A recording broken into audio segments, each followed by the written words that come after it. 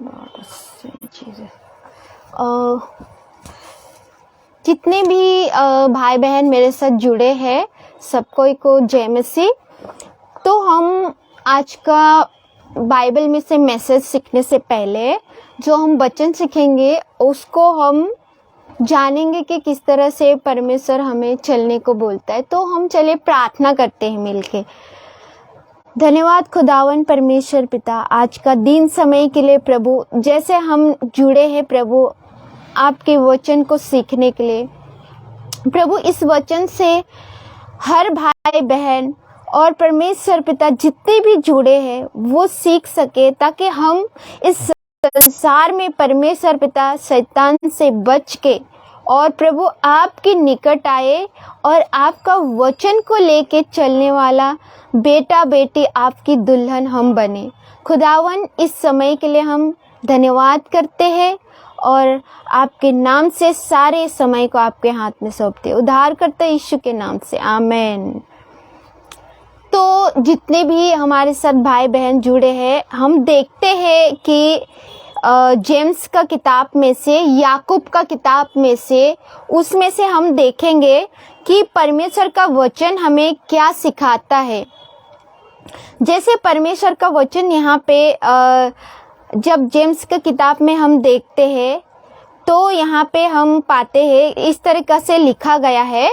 हम देखते हैं, तुम में लड़ाई और झगड़े कहाँ से आ गए, कहाँ से आ गए, क्वेश्चंस मार्क दिया है, पूछ रहा है, क्या उन सुख विलासों से नहीं जो तुम्हारे हैं अंगों में लड़ते भिड़ते हैं। यहाँ पे बताते हैं कि जो तुम्हारे अंगों में वो सुख विलास से नहीं जो लड़ते भिड़ते हैं। तो अगर हम सच में सोचिए, अगर घर में, अगर परिवार में बहुत सारे लोग हैं, अगर हम उनको कुछ काम सौंपते हैं और सोचिए अगर एक भाई बहन है तो दूसरा भाई दूसरे को, मतलब जैसे कि एक जलन सिस्टम हो गया। जैसे कि परमेश्वर का वचन, प्रभु का वचन हमें ये सिखाता है कि तुम में एक लड़ाई झगड़ा कहाँ से आ गया, सच में कहाँ से आया। आज परमेश्वर का वचन में से हमको जानने का है और परमेश्वर का वचन ही हमें सिखाता है कि हमें लड़ाई झगड़ा नहीं, लेकिन हमें प्रेम और प्यार होना चाहिए। किसी को हम अगर ड्यूटी सौंपते तो दूसरा भाई दूसरे के ऊपर जलन नहीं होना चाहिए।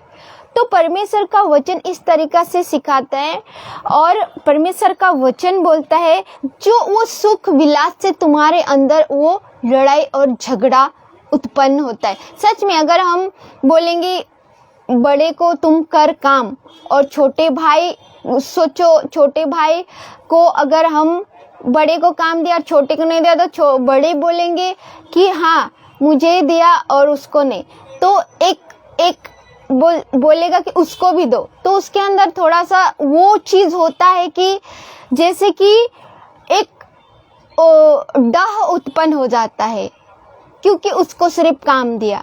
और ऐसा करके एक उदाहरण दे रही हूँ, मतलब हमारे अंदर हर चीज़ के लिए लड़ाई झगड़ा होता है। जब हम राइड करते हैं, कार हो, बाइक हो, कुछ भी चीज़, तभी भी हमको जल्दी जाने का रहेगा, तो भी अगर कोई सामने से क्रॉस कर दिया तो हम उसके लिए भी क्रोधित होते हैं। तो एक हमें सुख विलास एक चीज़ हमारे अंदर आ चुका है, वो जो एनिमी थ्रू होता है, जो परमेश्वर थ्रू तो हो ही नहीं सकता है। परमेश्वर हमेशा हमें ये सिखाता है कि तुम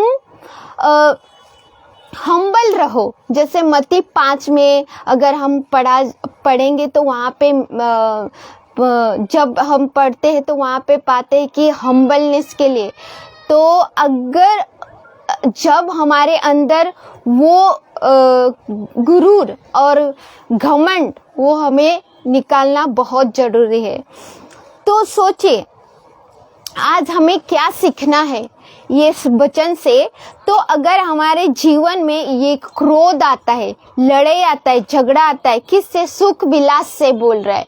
हम अपने आप को सुख देना चाहते हैं, हम वो काम को लेने नहीं चाहते हैं और वो काम को हम करने ही नहीं चाहते, तो ही लड़ाई होता है। तो अगर वो काम को हम खुशी मान के अगर हम कर लेते हैं, चलो परमेश्वर हमारे साथ है, अगर हमें कुछ चीज एक्स्ट्रा भी दे रहे हैं कोई काम करने के लिए, तो भी हम हम्बल होके कर रहे हैं, अगर नम्र होके काम कर रहे हैं, तो वो सोचिए कि परमेश्वर हमें देख रहा है और आशीष देंगे। आज तो परमेश्वर इस वचन को परमेश्वर हमें किस तरीका से हमारे जीवन में सिखा रहा है कि हमें किसी भी चीज़ में डह नहीं करना चाहिए और हमारे जीवन में वो चीज़ को नहीं लाना चाहिए। और दूसरा वचन अगर हम देखेंगे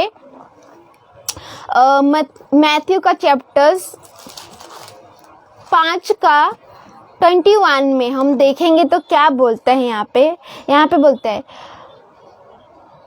तुम सुन चुके हो कि पूर्वजों के लोगों से कहा गया था कि तुम यहाँ पे लिखा है हत्या न करना, और जो कोई हत्या करेगा वह कचहरी में दंड के योग्य होगा। परंतु मैं तुमसे यह कहता हूँ कि जो कोई अपने भाई पर यहाँ पे लिखा है क्रोध करेगा, वह कचहरी में दंड के योग्य होगा। तो सुनिए यहाँ पे सच में यीशु मसीह मत्ती का 5 अध्याय का 21 यानी 21 में ये चीज को वर्णन करता है कि तुम सुन चुके थे पूर्वज लोगों से कि तुम हत्या मत करना, नहीं तो तुम्हें दंड के मतलब कचहरी में सौंपा जाएगा। तो प्रभु का यीशु का बोलने का मतलब है कि आज हमें वो भाई के लिए क्रोध नहीं करना है और ना डह करना है। और अगर एक उदाहरण एग्जाम्पल यहाँ पे परमेश्वर दे रहा है कि यीशु मसीह वहाँ पे एग्जाम्पल जब मत्ती 5 में हम देखते हैं कि यीशु मसीह जब यहाँ पे मत्ती 5 में लिखा वह इस भीड़ को देखकर पहाड़ पर चढ़ गए और जब बैठ गया तो उसी के चेले है उसी के पास आए। तब वहाँ से मैसेज शुरू करता है यीशु मसीह देने के लिए कि यही प्रचार को यीशु मसीह मत्ती 5 से वहाँ से 1 से बोलते बोलते यहाँ 21 में हम ये चीज को पाते हैं कि वो बोलता है, इस चीज को उदाहरण के रूप में समझाया गया है कि तुम हत्या मत करना। लेकिन अगर हम नीचे पढ़ेंगे तो यहाँ पे लिखा है दंड के योग्य होगा। तो सच में आज यीशु मसीह क्या बोलना चाहता है कि एग्जाम्पल की ओर से यहाँ पे दिया गया है कि तुम क्रोध मत करो। यदि तुम क्रोध करते हो, यदि तुम डह करते हो, यदि तुम किसी के प्रति घमंड रखते हो, यदि तो वो सब चीज़ों को छोड़ने को बोलता है यीशु मसीह। और वो सब चीज़ों को छोड़ के यीशु मसीह ये बोलता है कि तुम्हारे प्रार्थना, तुम्हारे भेंट में पहले छोड़ के तुम उस भाई को माफ़ी मांगो, उस बहन को माफ़ी मांगो। एग्जाम्पल यीशु मसीह यहाँ पे भाई का उदाहरण दिया है, बट मैं बोलती हूँ कि यीशु मसीह का बोलने का अर्थ है भाई हो या बहन हो या कोई भी हो हमारे जीवन में, अगर हम उसके प्रति क्रोध रखे हैं, उसके प्रति घमंड रखे हैं, उसके प्रति साल भर हम बात नहीं कर रहे हैं, तो हम उससे क्या माफ़ी मांगे और हमारे भेंट को मतलब प्रार्थना को परमेश्वर के पास लेके जाए। तो देखिए भाई बहन, ये वचन स्पष्ट बोलता है। जब हम जेम्स का किताब में देखते हैं तो वहाँ पे बहुत अच्छी तरीक़ा से लिखा गया है कि एक हमारे जो अंदर जो है डह और ये क्रोध कहाँ से आता है? आज आलसीपन से बोलता है। ये भी है, आलसीपन से घर में लड़ाई झगड़ा काम के लिए भी होता है। बट दूसरी ओर देखा जाए तो हम यहाँ पे एक मर्डर का उदाहरण दिया है, बट यीशु मसीह यहाँ बोलना चाहता है कि तुम मर्डर हो, कोई भी घमंड हो, कोई भी चीज़ को तुम अगर तुम्हारे अंदर रख रहे हो तो तुम अगर उसको क्षमा नहीं दोगे, या अपना भाई हो, बहन हो, घर परिवार हो, उसको क्षमा नहीं देके तुम परमेश्वर से रात दिन प्रार्थना करे हो और वो उत्तर ही नहीं मिल रहा है। और वो उत्तर क्यों नहीं मिल रहा है? क्योंकि यहाँ पे साफ साफ लिखा गया है परमेश्वर का वचन में, इसीलिए यदि तू अपने भेंट वेदी पर लाए और वही तू स्मरण करे कि तेरा भाई के मन में तेरे लिए कुछ विरोध है, तो अपने भेंट वहीं पर अपने भेंट वेदी के सामने छोड़ दे और जाकर पहले अपने भाई से मेल मिलाप कर। तो यहाँ पे वचन बताता है कि अपने भेंट वेदी पे रख के पहले जाके मेल मिलाप कर। तो हम ये वचन से क्या सीखते हैं? जैसे ये वचन से हम सीखते हैं कि अपने भेंट बोलेगा तो हम अगर जैसे कि प्रभु के पास आते हैं, प्रार्थना करते हैं, प्रार्थना से पहले परमेश्वर हमसे सिखा रहा है यीशु मसीह के द्वारा और पवित्र आत्मा के द्वारा कि अपने जो प्रार्थना करने से पहले उससे जा क्षमा मांग, फ़ोन करके क्षमा मांगे। दूर है तो वो हमारे दूर के रिश्ता, अगर हम उससे गुस्सा है, एंग्री है, बहुत साल हो गया, तो भी फ़ोन करके क्षमा मांगे। उसके प्रति हमें क्रोध नहीं रखना है, ना घर परिवार के प्रति, ना अपने दोस्तों के प्रति। अगर कॉलेज में है या तो किसी से कुछ ऐसा गलती हो गया तो भी क्रोध ना रखे। पता है हमारी गलती नहीं है, पता है हम गलती नहीं किए, फिर भी हमें ही गलती ठहराया जा रहा है तो भी माफ़ी मांगे, क्योंकि हमारा प्रार्थना, हमारे जो विनती है वो प्रभु के पास डेली हम जो करते हैं, जब तक हम किसी के लिए मन में क्रोध रखेंगे कि वो हमें गलती ठहराया और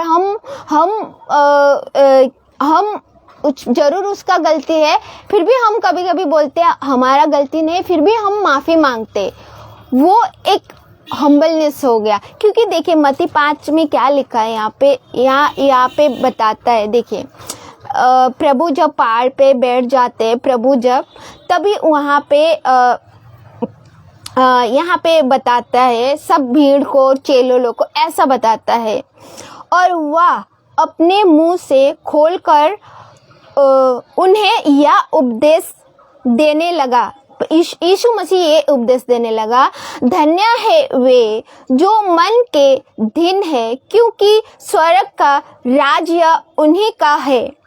धन्य है वे जो शोक करता है, क्योंकि वे शांति पाएंगे। वाह, ये दो वचन को, ये दो लफ्ज, बहुत सारे यहाँ पे 6, 8, 9, 10 तक है, बट मैं दो लफ्ज को ही दोहराती हूँ कि यीशु मसीह सच में एक इस चीज को दोहरा रहा है, क्योंकि यीशु मसीह अभी तक क्रूस पे नहीं चढ़े थे। क्रूस पे उससे पहले ये सब वचन को दे रहे हैं, ताकि वो भी जब मारने आता है ना, यीशु मसीह का क्या गलती था? कुछ गलती नहीं था। यीशु मसीह हमारे लिए क्रूस पे चढ़े, कुछ गलती नहीं था, फिर भी मारने आए उसको, डंडी लेके, ये लेके पकड़ने को आए ताकि वो भागेगा बोल के, एक उदाहरण के रूप से भागेगा बोल के डंडी उंडी लेके जब यीशु मसीह को पकड़ने आता है तो भी वो माफ करता है। यीशु मसीह को क्रूस पे लटकाता है तो भी माफ करता है यीशु मसीह। ये लोग नहीं जानते क्या करे, पिता इससे इन्हें माफ कर दो बोलता है। तो सोचिए, जब यीशु मसीह ने बिना गलती का माफी मांगा, माफ कर दो बोला, तो हम क्यों नहीं माफी मांग सकते हैं? हाँ पता है, हमारे देखिए हम माफी मांगेंगे, हम्बल बनेंगे। जैसे यहाँ पे लिखा है, धन्य है वे जो मन के धीन है, क्योंकि स्वर्ग का राज्य उन्हीं का है। वाव, मन का धीन है। हम पता है हमारा गलती नहीं है, फिर भी हम मन का धीन होके उनसे सॉरी बोलते हैं, माफी मांगते हैं।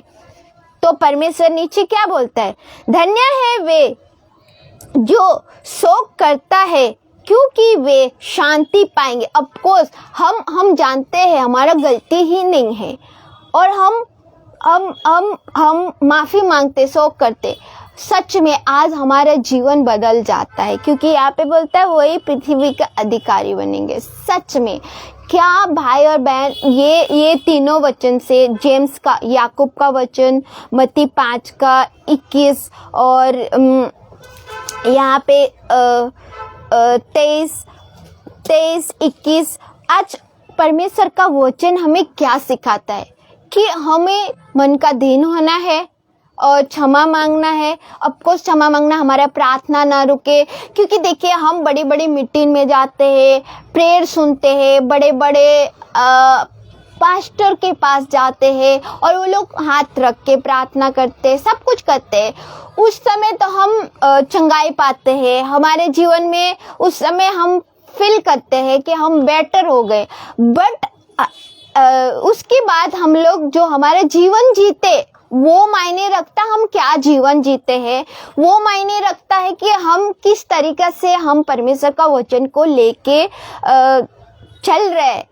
अगर हम ये कर रहे हैं, हम चंगाई पाए, चलो, फिर भी हम लड़ाई और झगड़ा कर रहे हैं, प्रभु तो चंगाई देता है, प्रभु तो क्षमा देता है, प्रभु तो हमें प्यार करता है, प्रभु हमें शांति देता है, प्रभु हमें हर महामारी बीमारी से बचाता है। बचाने के बाद, चंगाई पाने के बाद, अब वचन किस तरीका से हम जीवन में चल रहे, वो ज्यादा मायने रखता है।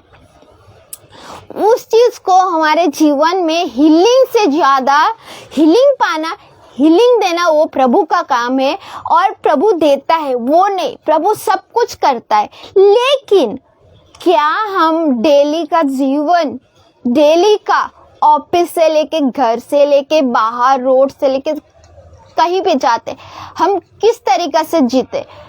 कभी कभी मैं भी जॉब के लिए लेट होती हूँ, तो मैं इतना फास्ट स्कूटी राइड करती हूँ, बहुत फास्ट। लेकिन मैं सोचती हूँ कि सामने वाला जब क्रॉस करता है तो चलो थोड़ा मैं स्पीड कम करके सामने वाला को जाने देती हूँ।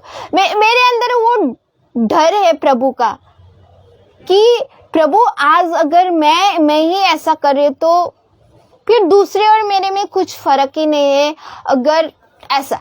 लेकिन परमेश्वर का वचन के अनुसार से अगर हम चलते हैं, ऑफकोर्स हमको लगता है डिफिकल्ट, बहुत डिफिकल्ट लगता है, लेकिन जब परमेश्वर को हम प्रार्थना करके चलते हैं, प्रार्थना करके हम कहीं भी जाते हैं ना, वो डिफिकल्टी इजी में बदलता है। तो परमेश्वर हमें सिखाता है कि सेल्फ कंट्रोल जरूरी है हमारे जीवन में।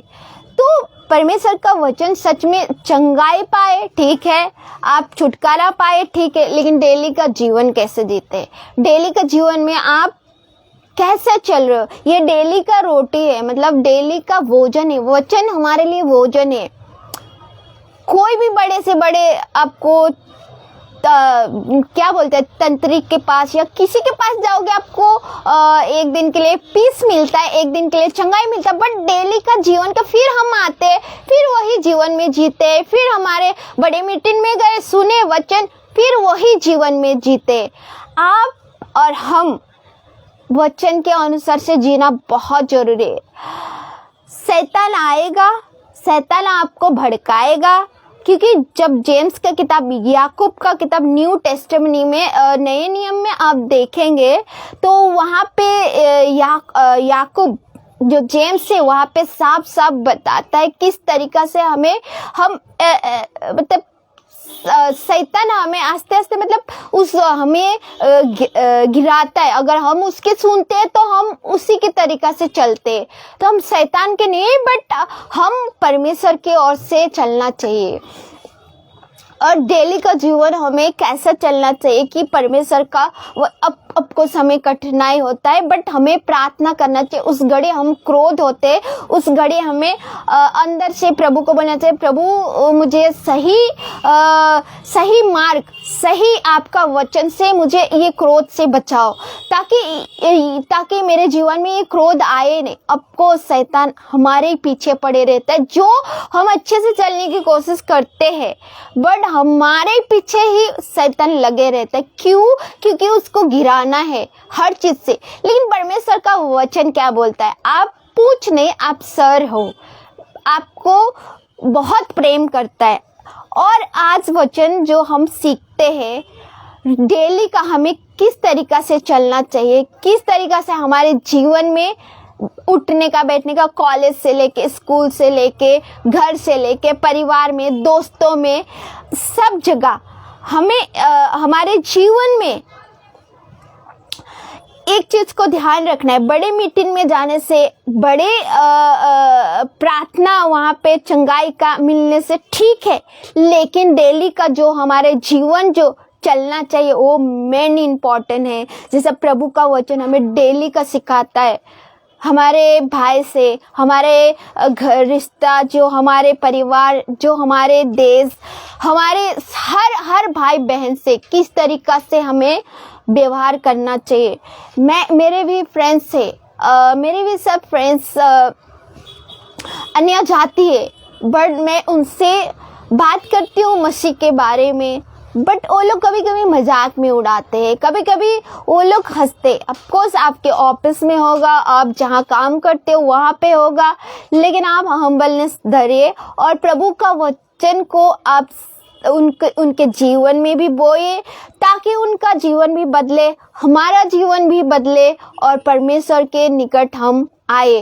ताकि हम अभी सोचिए अंतिम दिनों में बहुत हम लोग चल रहे हैं और सच में मसीह का वचन कोने से कोने तक पहुंचना जरूरी है। आज हम पीसफुल जब रहेंगे, शांति जब रहेंगे, जब हमारे मसीह के वचन अपने देह, अपने आत्मा में उस चीज को लेके, उस चीज को प्रकट करेंगे, दूसरों को भी शेयर करेंगे, तभी तो परमेश्वर का वचन यही सिखाता है डेली जीवन कैसे जीना चाहिए। मैं इस वचन को, छोटे से वचन को यही तक रखते हो। हम लोग नेक्स्ट मंडे को मिलेंगे, तब तक मैं चलिए हम लोग प्रार्थना करते हैं इस वचन के लिए। और ज़रूर बताइए आप लोग जैसे अभी हमारे साथ जुड़े हैं, अगर मेरा मैसेंजर ऑन है, अगर आपके जीवन इस तरीका से चल रहा है तो मिल के हम प्रार्थना करते हैं, ताकि घर परिवार मिल के प्रार्थना कीजिए, आपके फैमिली में मिल के प्रार्थना कीजिए। और जितने फैमिली है, अगर फैमिली इस बहन को माफ़ी नहीं किया, प्रभु माफ़ी मांगने के लिए मुझे उसको सहायता कीजिए, ताकि मैं उससे माफ़ी मांग सकूं और मैं उसको फ़ोन करके या तो सामने जाके माफ़ी मांग सकूं बोल के। देखिए आपका जीवन बदल जाएगा और कितना साल से आप पेन में हो, दर्द में हो, वो दर्द निकल जाएगा, वो दर्द आपके जीवन से निकल जाएगा, आपको शांति महसूस होगा। चलिए हम लोग मिलके प्रार्थना करते हैं। प्रभु धन्यवाद खुदा, इस समय के लिए मैं धन्यवाद जितने भाई बहन ने इस वचन को, इस भोजन को लिया है। खुदा मैं प्रार्थना करती यीशु के नाम से कि उनके जीवन और हमारे जीवन बदले और प्यार बहुत सारा आए, ताकि प्रभु उन्हें वो शांति मिले, ये डेली का रोटी, डेली का वचन से, ताकि शांति उनके घर परिवार में, उनके जीवन में, उनके जहाँ ऑफिस में काम करते, जहाँ भी वो लोग काम करते, प्रभु उन सब को आपके लहू से मैं कवर करती हूँ। इस वचन को शैतान उनके हृदय से चुरा ना सके और प्रभु उनका जीवन बदले। प्रभु मैं धन्यवाद करती हूँ इस वचन के लिए जो आज हमें दिया, उनके जीवन बदलने के लिए। खुदा हमारे साथ आप है, उनके साथ हमेशा आप बने हैं। उनको सहायता कीजिए और इस वचन के अनुसार चलने के लिए उन्हें परमेश्वर आपकी पवित्र आत्मा के साथ उनको अगुवाई कीजिए। खुदावन उनके जीवन बदले। ये मेरी प्रार्थना खुदावन यीशु के नाम से मांगते हैं। आमीन आमीन। सब कोई को जय मसीह की।